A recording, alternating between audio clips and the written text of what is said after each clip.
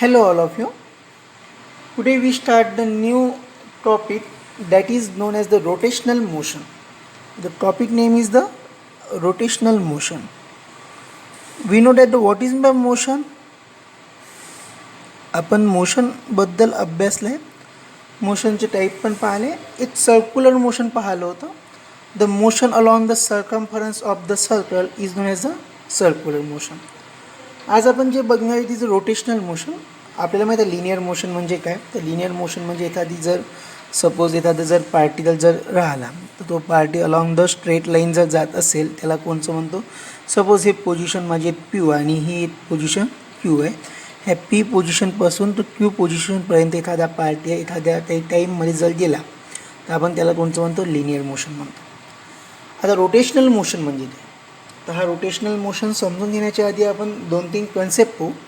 सर्वात आधी जो कन्सेप्ट पाहायचा आहे आपल्याला, त्या कन्सेप्टचं नाव आहे rigid body. What is by rigid body. आपण रिजिड बॉडी पाहिली आहे.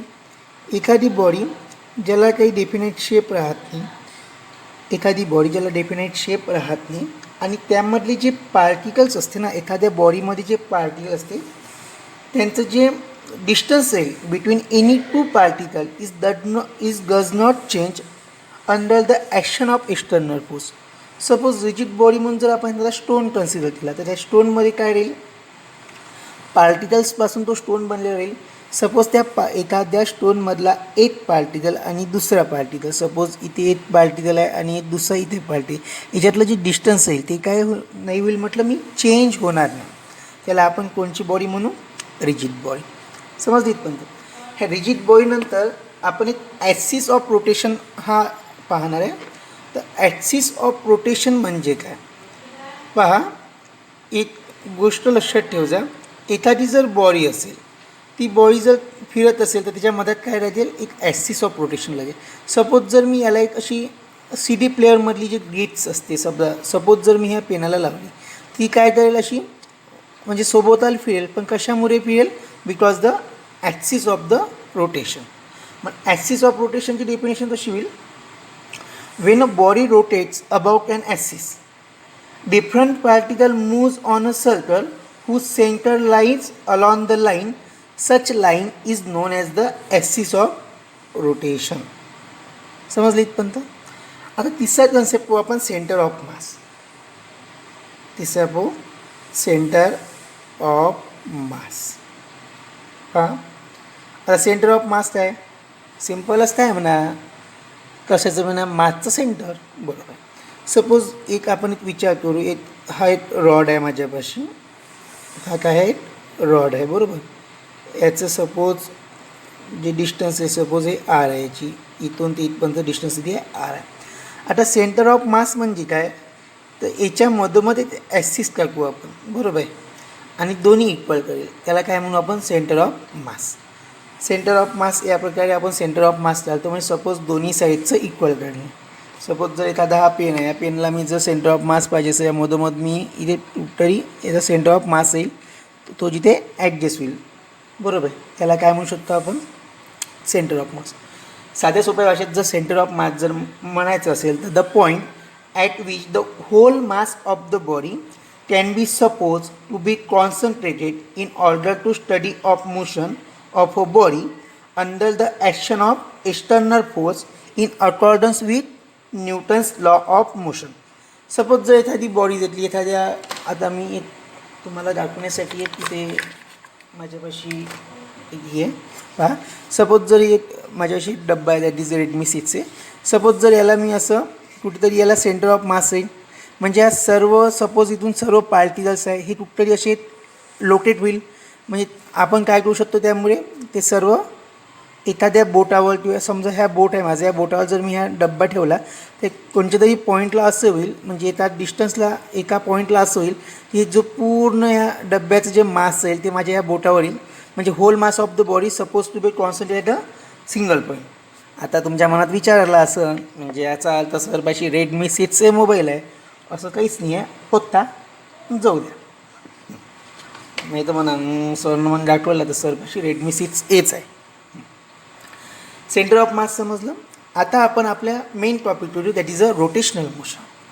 आता रोटेशनल मोशन म्हणजे काय, तर rotational motion is the motion in which the body rotates about the fixed axis. Body rotate about the fixed axis. For example, तुम्ही जिथं बसले असाल ना त्याच्या थोडं वर साईडनं पहा, म्हणजे जे आपलं हे असते ना छत, त्या छत साईडनं पहा, तुम्हाला काय स्लॅब जो असते तुम्हाला घराचा तिथं पहा, तुम्हाला एक काहीतरी फॅन दिसते. हा एक फॅनचा असा रॉड असते, बरोबर आहे. ह्या रॉड झाल्यानंतर इथे काय असते, याला एक इथं पातळ असते, एक इथं फॅनचं ब्लेड असते म्हणा, आणि हे पण असं ब्लेड असते, बरोबर आहे. सपोज मी ह्या ब्लेडवर एखादा पॉईंट कन्सिडर केला, हा माझा एक पॉईंट आहे. हा पॉईंट काय होते फिरताना, काय होते माझं फिरतो म्हणा. हा फिरताना सर्कल बनवतो, बरोबर आहे. आणि हे कशाच्या अलॉंग द फिक्स ॲक्सिसच्या, हे फिक्स ॲक्सिस आहे आपली, हे स्लॅबला अटॅच आहे, बरोबर आहे. तर ह्या टाईपचं मोशन काय होईल, that is a rotational motion. So rotational मोशनचं एक्झाम्पल काय होऊ शकते इन डेली लाईफ, म्हणजे जे आपण डेली व्हिज्युअलाइज करू, that is a ceiling fan. इथपर्यंत समजलं की काय असते रोटेशनल मोशन, काय असते axis of rotation, what is my rigid body, या टाईपमधून आपण. आणि ceiling fan is the example of कशाचं राहील म्हटलं, रोटेशनल मोशन, बरोबर आहे. आपण जर सायकलचं जर एक्झाम्पल घेतलं तर सायकलचा जो टायर असतो, म्हणजे जो ते व्हील असते, जे टायर व्हील आणि ते स्पोक असतो मधात, तर मधात एक सेंटर असते, आणि तिथून ते काय होते सर्व साईडनं काय असते स्पोक लागले असते. मग ते स्पोक पण काय परफॉर्म करते, एक टाईपचं कोणचं मोशन परफॉर्म करेल, बरोबर आहे. बोलू शकता ना तुम्ही, कोणचं होऊ शकते, that is a rotational motion. झालं इथपर्यंत. आपण एक रिलेशन पाहूया जे आपण सर्क्युलर मोशनमध्ये सुद्धा पाहतो आणि सर्वांना माहिती आहे, that is V equal to R W omega, W नाही, that is V equals to R omega, where V is the linear velocity, R is the radius and W is the angular velocity. आता आपण जर relation between linear velocity and angular velocity जर पाहिलं, तर मी एक विचार करतो, सपोज हा आता जो फॅनच आहे, तो फॅन मी या टाईपमध्ये चालतो, ही फॅनचं माझं फिक्स ॲक्सिस, सपोज मी हा पॉईंट ओ देतो. सपोज इथून हा ब्लेड इथपर्यंत चालला, बरोबर आहे. हे ब्लेड इथपर्यंत मूव होत आहे, that is A position to B position. हा जर सपोज मी इथं घेतला याला पी म्हणतो, आणि हा पॉईंट कुठे आहे माझा क्यू, तर इथपर्यंत डिस्टन्स जाईल, कवर होईल इन शॉर्ट टाईम, त्याची टाईम लागेल, त्याला टाईम म्हणू शकतो आपण टी. इथून त्याची इथून हा पॉईंटपर्यंत डिस्टन्स सपोज आर आहे, आणि हे काय बनवत आहेत, अँगल बनवत आहे. Suppose this angle is d theta. समजलं. आता आपल्याला एक रिलेशन आहे, that is angle equal to, that is angle equal to arc upon radius, बरोबर. आता बघा अँगल किती बनला आहे, that is d theta. So d theta. Arc किती आहे, जो आर्क बन हा पी पासून क्यू पर्यंत, मी इथं लिहितो पी क्यू, अपॉन रेडियस किती राहील माझं, रेडियस हे राहील आर. समजलं इथपर्यंत, समजलं. आता याच्यावरून पहा, सपोज जर मी पी क्यूची जर व्हॅल्यू करायची असेल, काय येईल माझी, P Q implies P Q equal to r into d theta. झालं.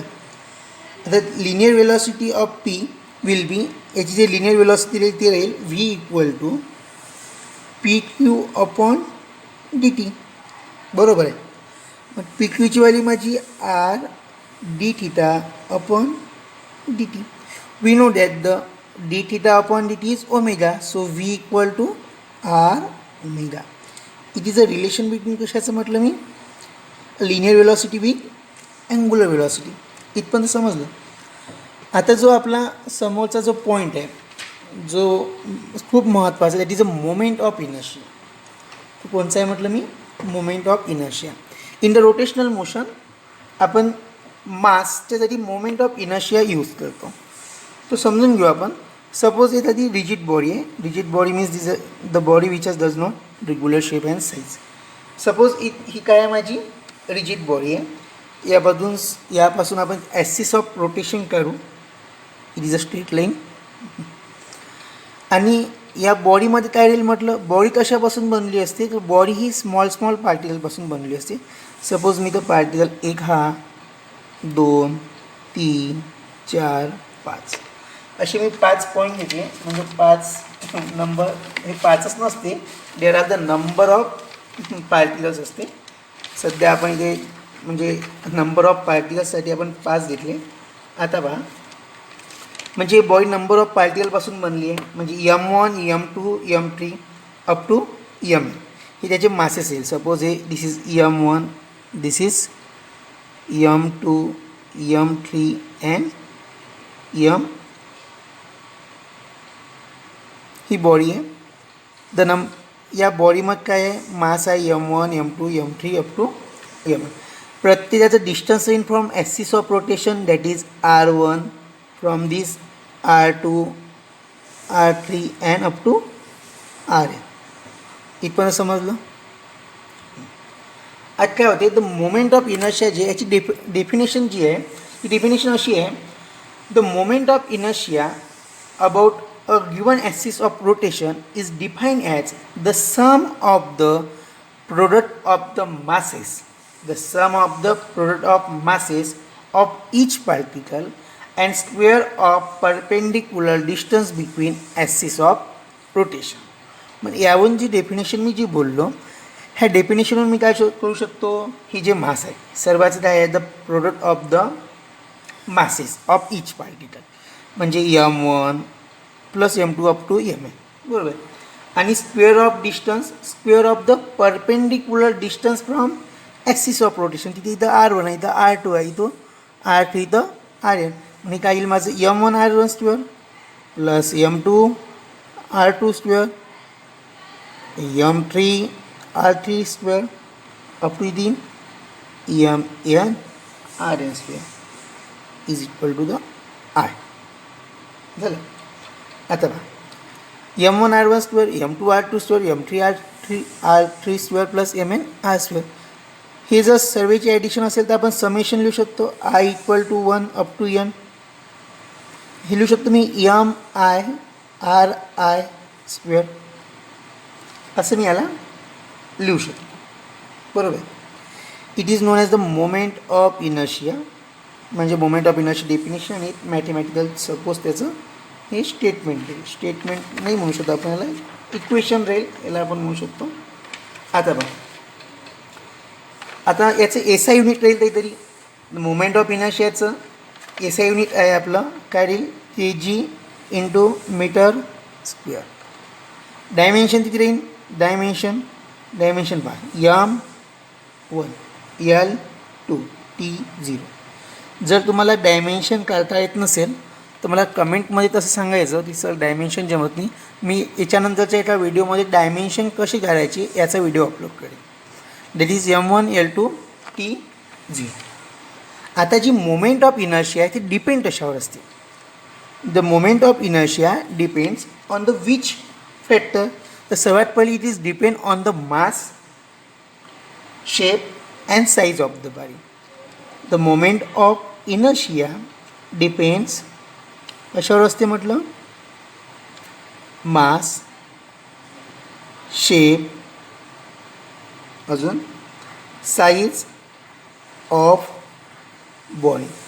एखाद्याला सवय असते खूप मोठं लिहायची, तुम्ही याची 3 पॉईंट करू शकता. That is moment of inertia depends upon the mass of a body, the moment of inertia depends upon size of a body, the moment of inertia depends upon the shape of the body, बरोबर आहे. दुसरं आहे the distribution of mass of a body about the axis of rotation. हे distribution of masses आहे ना about the axis of rotation, त्यावर पण काय राहील आपला moment of inertia depend. The distribution of mass of body कशाचं म्हटलं, कशापासून, about the axis of rotation. मी यानंतर AOR लिहितो, बरोबर आहे. आणि orientation and position of rotation axis, म्हणजे त्या रोटेशन ॲक्सिसची पोझिशन कशी राहील, त्याचं ओरिएंटेशन कसं येईल, यावर सुद्धा काय राहील आपलं मोमेंट ऑफ इनर्शिया काय राहील आपला डिपेंड. मी तर लिहू शकतो ओरिएंटेशन अँड कशावर म्हटलं बेटा मी, अँड पोझिशन. इथपर्यंत समजलं. ऑफ कशाचं, rotation of axis, that is AOI. आता इथपर्यंत समजलं आपल्याला what is my moment of inertia, त्याचं SI युनिट काय आहे, that is SI unit. What is a dimension, त्याचं डायमेन्शन काय आहे,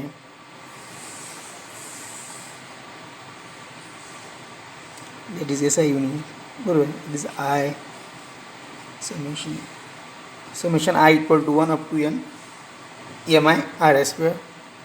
त्यानंतर मोमेंट ऑफ इनर्शिया जे डिपेंड राहील ते कशावर राहील, तर depends upon mass, shape, size, like this. बरोबर, इट डिपेंड्स अपॉन, असं लिहू शकतो मी, depends upon moment of inertia depends upon this. आता आपण समोर that is the physical significance पाहूया. The next one is the physical significance of the moment of inertia. The physical significance of moment of inertia. The physical significance of moment of inertia. आपण काही formula आहे, एक मी table काढणार आहे, टेबलमध्ये मी काही formula लिहिणार आहे, त्याहून आपल्याला physical significance of moment of inertia समजेल. मी त्यासाठी दोन डिवाईड करतो. दॅट इज पहिल्या याच्यातली तो linear motion, the motion along the straight line. बरोबर, आणि another is a rotational motion. आता लिनियर मोशन म्हणजे मोमेंटम राहील आपलं, linear moment, that is P equal to M. So momentum ला काय लिहू शकतो आपण, MV means mass into velocity. बरोबर, आणि सेम जर अँग्युलर मोमेंटम जे राहील, इथं लिनियर मोमेंट, इथं angular momentum. Angular momentum equal to moment of inertia into the angular velocity, into the angular velocity, that is omega. बरोबर, in linear motion the force is M into E, that is mass into acceleration. But in rotational motion आपण फोर्ससाठी torque देतो, आणि torque is denoted by letter टॉ.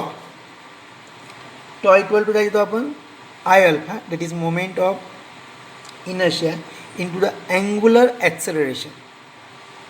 बरोबर आहे. In linear motion म्हणजे kinetic energy राहील आपली. In linear motion the kinetic energy weighted half mv². आणि rotational मोशनमध्ये आपण देतो kinetic energy equal to half I⍵². म्हणजे याच्यामध्ये जर आपण ए सर्वांचं जर मी कंपॅरिझन केलं, suppose this is point 1, this is point 2 and this is point 3, हे तिन्ही याचं जर मी कंपॅरिझन केलं तर मला असं वाटेल, म्हणजे जर the force produces acceleration, the force produces acceleration while torque produces the angular acceleration. बरोबर आहे.